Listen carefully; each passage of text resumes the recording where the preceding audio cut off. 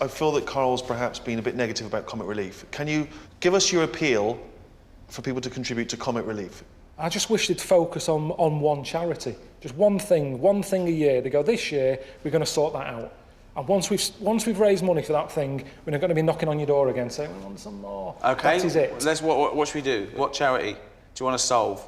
Everyone sends the money. Well, just something important. In the paper the other day, they'd raised money for a pair of slippers for an elephant. Right, now, why? I love elephants, yeah. But it annoyed me. This picture there, 500 quid it was for a pair of slippers. Why? Because he doesn't want to stomp around the house in his shoes. We can't say that. Exactly. You know, and sometimes he wears them over to the newsagent. You shouldn't go out in slippers. They're for shoes in the house. Right. And then that's what happens. It will nip out with them on. Then next year, the elephant needs slippers again. And out again. In the street, there's always people. London, it's a nightmare. Honestly, you'd What, nip the people out. with the clipboard? Yeah, you couldn't avoid them. You cross the road, there's another one there. What am I going to do? I mean, a lot of the time, I think it's harder if you're a woman, a young woman, because the bloke's got them things on, Greenpeace or whatever, deafkids.com, and they normally approach young women and they use it as a bit of a chatting up thing. You know, look at me, I'm a good bloke, doing a bit for charity. It's always with a good-looking woman, not like some toad-looking woman. He's always a good looker.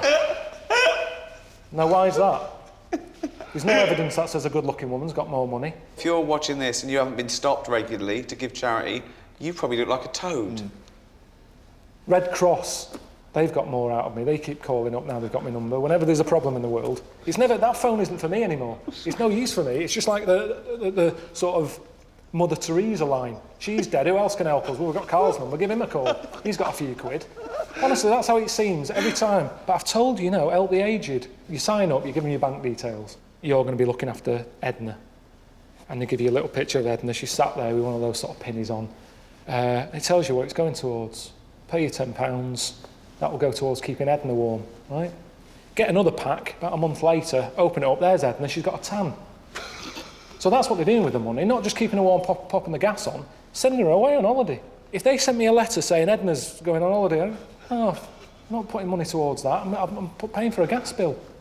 And that's what puts you off charity. The more you find out, the more you sort of turn against it. So you're saying could be a con? Well, you do have to be careful with a lot of charities. Yeah, I'm sure this one's legit and money's going to the right places. But you never know.